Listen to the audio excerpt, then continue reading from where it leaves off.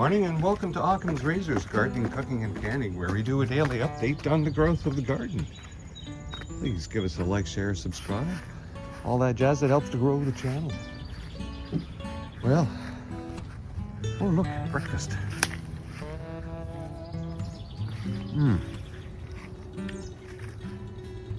Delicious. Not much left on the old berry tree, or bush. Ooh, another one. Wow, August 1st, still getting berries. That's a new one. Well, this is our compost pile. Yes, all these squash plants growing in the compost pile. 4 or 5 of them growing, perhaps giving us some zucchini like this one here. Now, I was going to grab that one yesterday to can it, and I forgot. Okay, I have to come back out and grab that one. As well as a few others that'll be ready today. Even grabbed another one at the end of yesterday. I'm going to run out soon of jars at this rate. Hey, look. Ha! I guess they will eat the other tomatoes, whatever this is, chewing on that. Chipmunk, rat, who knows? But they're out here. That's the pitfalls of having a compost pile. I did catch one rat. When I say catch, I mean, you know, ended. So, I hope things get a little better, but can't stop the wildlife. These are the manzanos. The ones that were all rotting from the bottom. And oh, look, we have some tomatoes reddening. Let's see if they actually redden or if the rat doesn't come around and eat them. If it is a rat. And as you see, this pepper plant is like bereft of peppers except for one. Where's the pepper? There you are.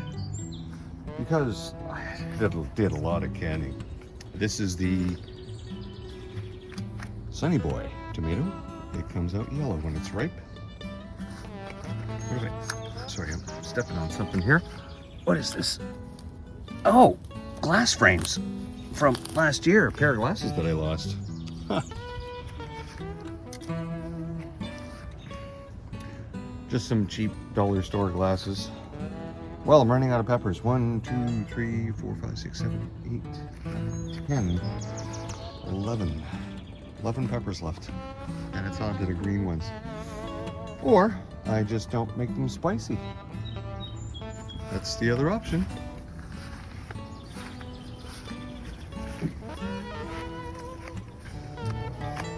And our massive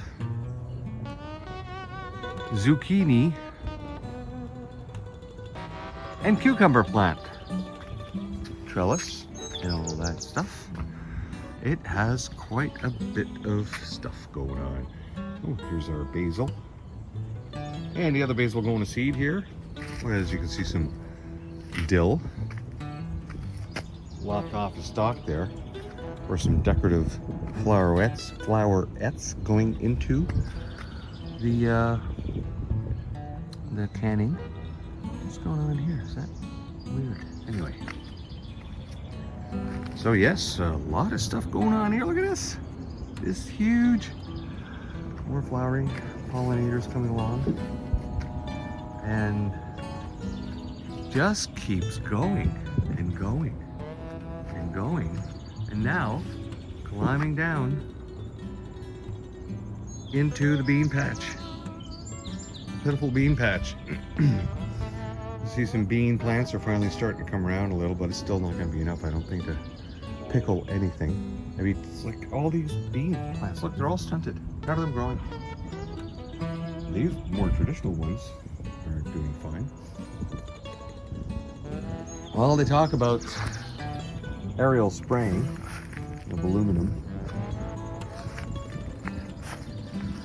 some barium, some other things, but it's the aluminum oxide really that hinders plant growth.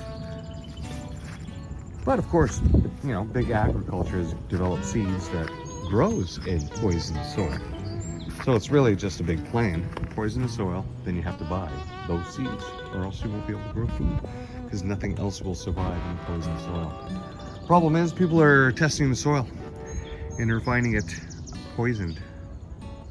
finding layers of heavy metals being sprayed upon things. And this has been going on for a couple of decades. These people have been doing tests in various parts of the environment where they know aerial spraying is going on.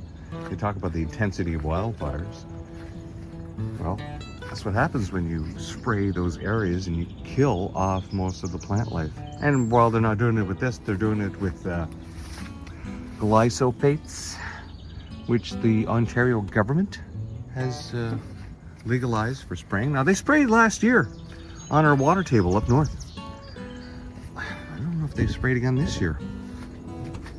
So we've got some little cukes going on here. Our little cuke there. That's, oh my goodness me, look at the size of you. How the hell did I miss you yesterday? Look at this. Look at the size of this thing. Well, I have to come back around, do some collecting. This one is there, finally get a little bigger. Now here we are in the bottom. You can see some of the leaves, like this one here, right? Once they start browning out, just lop them off. Where the plant isn't spending energy trying to, oh my goodness me, what the hell are those? Excuse me a second. Well, I had to scrape off some egg sacks, eggs being laid on the leaves. And then I found it on a couple of other leaves. Now I did kill a squash beetle in here yesterday. And is this, what is this, more eggs? No? Okay, is this on the other side? Or is it on this side? I can't tell. Nope.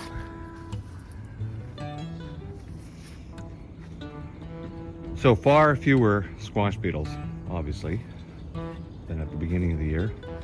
One or two hanging around, one's in them. So like I was saying, I killed one.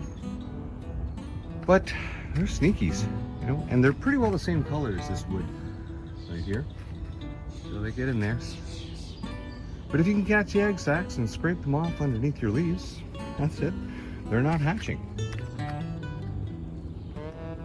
They just are a bit of a scourge if you don't stay on top of them. No physical removal, chemical free. That's the whole point.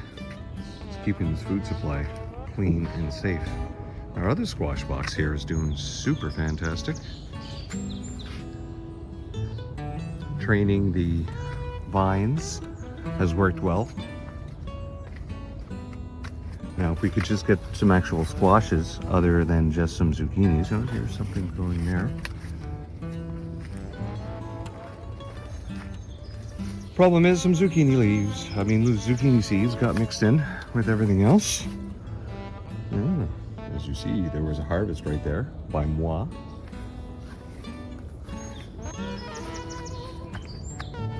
at the growth on this thing.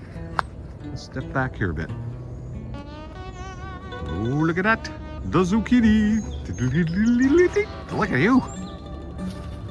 Yes, you were smaller yesterday. We left you alone, said you would grow better, bigger. And now you're ready, just like this one over here.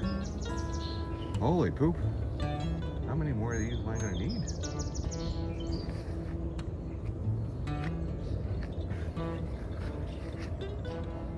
Well, here's our other box right there. What's going on down here? Look at you. What kind of fly are you?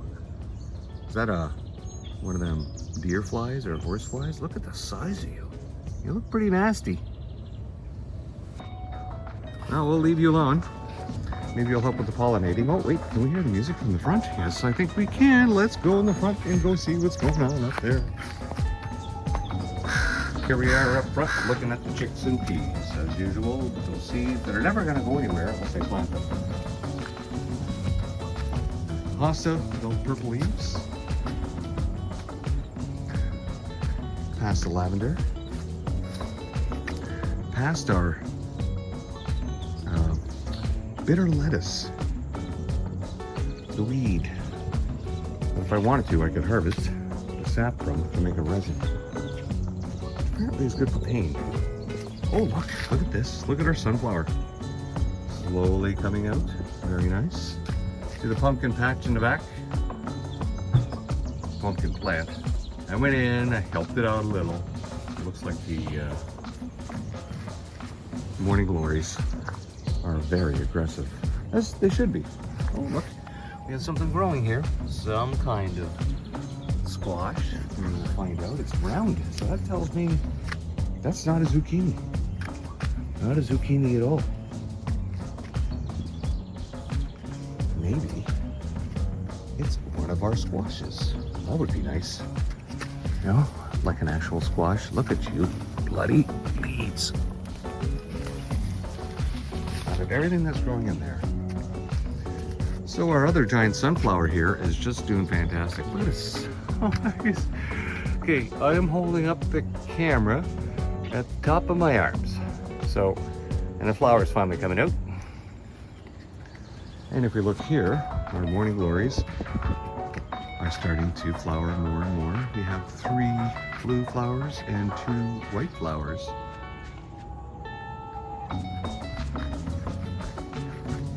And the other side of our morning glories, still growing fine, much better than last year.